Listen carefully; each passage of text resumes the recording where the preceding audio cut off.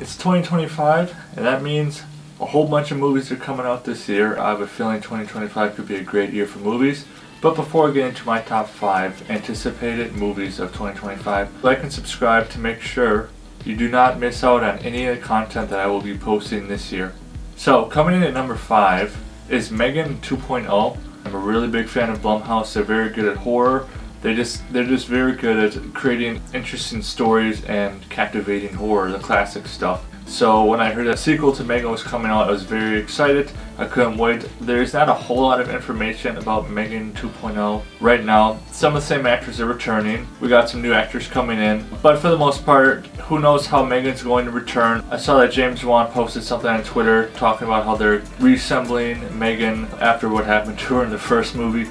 That like how she's going to come back, not 100% sure yet. So I am very excited to see what happens. I think that's going to be a great horror movie. Number 4 is The Passion of the Christ Resurrection. This movie was actually very unexpected. I didn't expect us to get a sequel to The Passion of the Christ.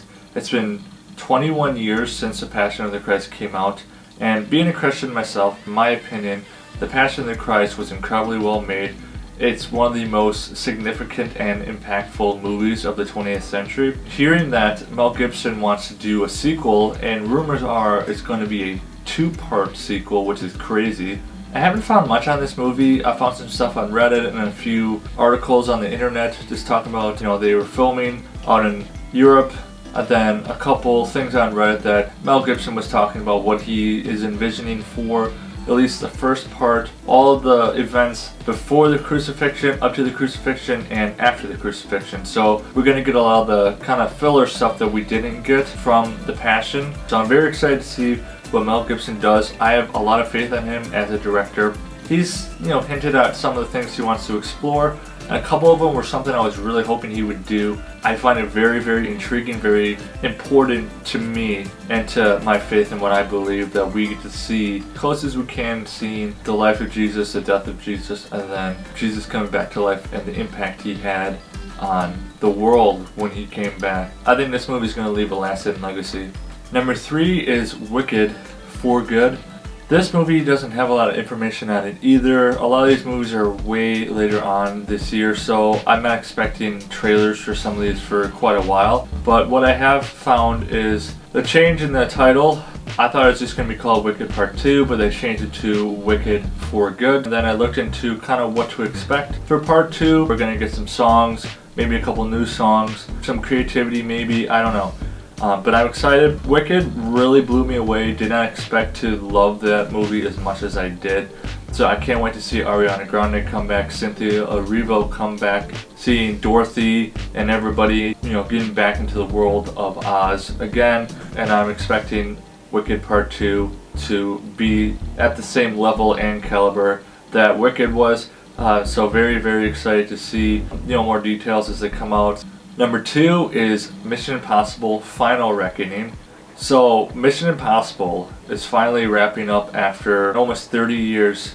First movie came out in 1996. I really enjoyed Mission Impossible Dead Reckoning Part 1. They also changed the title to this movie. It was originally going to be Dead Reckoning Part 2, but they changed it to Final Reckoning, which I like that, a little change in the words. Gives it a little more punch, if you know what I'm saying. But I'm very excited to just see how they wrap up this whole franchise.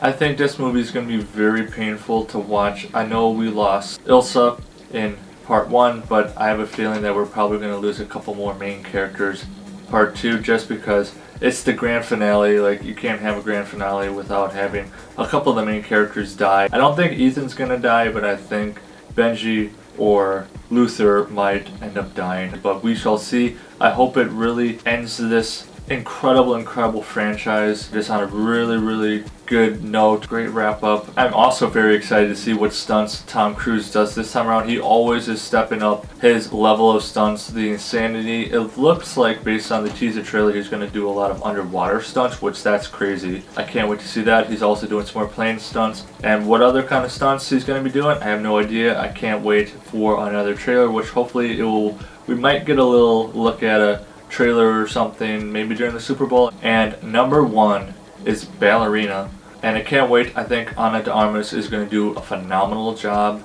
in this movie, and it was really awesome to see Keanu return as John Wick. There's not many franchises out there anymore that really are as hard hitting as the John Wick universe. It's like a whole new take on the action genre. The action genre has been around for a very long time, but ever since the John Wick movies came out, the John Wick movies approach the action genre in such a different way, more brutal, more almost physics-defying way, but I love it. Now Ana de Armas is coming in, and she's going to go hard. I know she is. She's going to do such a great job. I think she's really got the knack for it. We got to see a little bit of her, a couple times actually, her playing kind of a government spy type character in The Gray Man and also in the last James Bond movie. So we're getting a little hints here and there, but it's all building up to her finally to that level of like she's an assassin now. I think she's going to do incredible. I know she's going to give it all she's got. So those are my top 5 most anticipated movies of 2025. I can't wait for them, and I don't want you to miss out on any of the reviews that I'm doing this year.